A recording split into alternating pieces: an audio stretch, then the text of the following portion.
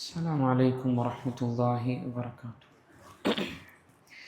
الحمد لله والصلاة والسلام على رسول الله وعلى آله وأصحابه أجمعين أما بعد اتقوا الله عباد الله. മഹാനായ ഇബ്നുൽ ഖയ്യിം റഹിമഹുല്ല അദ്ദേഹം പറഞ്ഞു വച്ച ഒരു വാചകമാണ് സൂചിപ്പിക്കാൻ ഉദ്ദേശിക്കുന്നത്. അദ്ദേഹം പറഞ്ഞതായി കാണാം, ഫലി അഹ്ലി ദുനൂബി സലാസത്തു അൻഹാരിൻ ഇളാമിൻ യതതഹറൂന ബിഹാ ഫിദ്ദുനിയ. ജീവിതത്തിൽ തിന്മകൾ ചെയ്തു കൂട്ടുന്ന ആളുകൾ, അവർക്ക് ഈ ദുനിയാവിൽ തന്നെ ആ തിന്മകളിൽ നിന്നും ശുദ്ധിയാകാനുള്ള 3 നദികൾ അല്ലാഹു സുബ്ഹാനഹു വ തആല സംവിധാനിച്ചിട്ടുണ്ട്. എന്നിട്ട് അദ്ദേഹം പറഞ്ഞു, فإن لم تفي بطهرهم طهروا في نهر الجحيم يوم القيامة.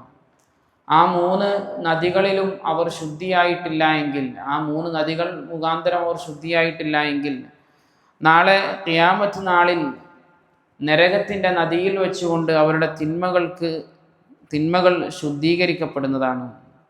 എന്നിട്ട് ഏതൊക്കെയാണ് എന്ന് അദ്ദേഹം പറയാണ്. ഒന്നാമതായി അദ്ദേഹം പറഞ്ഞു, നഹ്റു അത്തൗബത്തി അന്നസൂഹ്.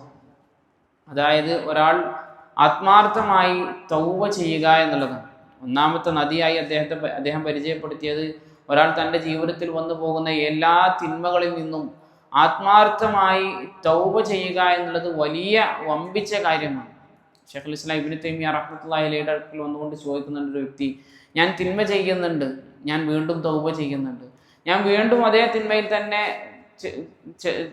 ചെയ്യുന്നുണ്ട്, വീണ്ടും നീ തൗബ ചെയ്യുക എന്ന് ഇബ്നു തൈമിയ്യ റഹ്മത്തുള്ളാഹി അലൈഹി പറഞ്ഞു. അപ്പോൾ അദ്ദേഹം തിരിച്ചു ചോദിച്ചു, എത്ര കാലമാണ് ഞാനിങ്ങനെ തിന്മ ചെയ്യുകയും തൗബ ചെയ്യുകയും ചെയ്യുക എന്ന് ചോദിച്ചപ്പോൾ അദ്ദേഹം പറഞ്ഞു, നിന്റെ വിഷയത്തിൽ ശൈത്താൻ എന്നാണോ മടുപ്പ് തോന്നുന്നത് അന്ന് വരേക്കും തൗബ ചെയ്യുക.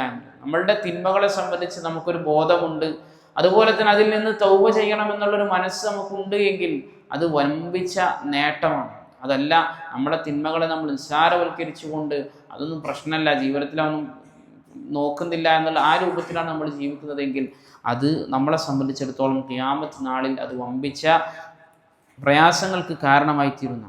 അപ്പോൾ ഒരാൾ തൗബ ചെയ്തുകൊണ്ട് അയാളുടെ തിന്മയിൽ നിന്ന് അദ്ദേഹം രക്ഷപ്പെടുക.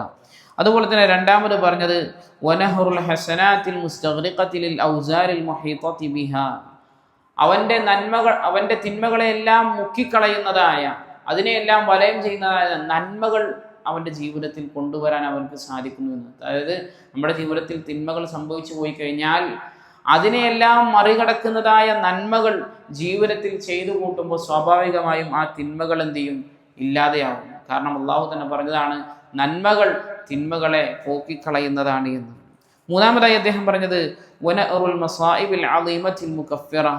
അതുപോലെ തന്നെ മൂന്നാമത് പറഞ്ഞത്, വമ്പിച്ച പ്രശ്നങ്ങൾ, പ്രയാസങ്ങൾ, പ്രതിസന്ധികൾ ജീവിതത്തിൽ വരിക എന്നുള്ളത്. അതായത് ആ തിന്മകളെ എല്ലാം മായ്ച്ചു കളയുന്ന വല്ല പ്രയാസങ്ങൾ നമുക്ക് വരും. നമുക്കറിയാം, ഒരു ചെറിയ മുള്ള് നമ്മുടെ കാലിൽ തറച്ചാൽ പോലും അതെന്താണ്, ഒരു മുഅ്മിനെ സംബന്ധിച്ചിടത്തോളം അവൻ്റെ തിന്മകൾ മായ്ക്കപ്പെടുന്ന കാര്യങ്ങളിൽ പെട്ടതാണ്. അപ്പോൾ വമ്പിച്ച പ്രയാസങ്ങൾ, അല്ലെങ്കിൽ ആക്സിഡൻറ്റുകൾ, അതല്ലെങ്കിൽ വേറെ കുടുംബ പ്രശ്നങ്ങൾ, അല്ലെങ്കിൽ എന്തെങ്കിലും ആയിക്കൊള്ളട്ടെ, അങ്ങനെയുള്ള പ്രശ്നങ്ങളും പ്രതിസന്ധികളിലൂടെയും കടന്നു പോകുന്ന ഒരു സന്ദർഭത്തിൽ അവൻ്റെ തിന്മകൾ ഇങ്ങനെ മാഞ്ഞു പോവുകയായിരിക്കും ചെയ്യുക എന്നാണ്. എന്നിട്ട് അദ്ദേഹം പറഞ്ഞു, فإذا أراد الله بعبده خيرا أدخله أحد هذه الأنهار الثلاثة.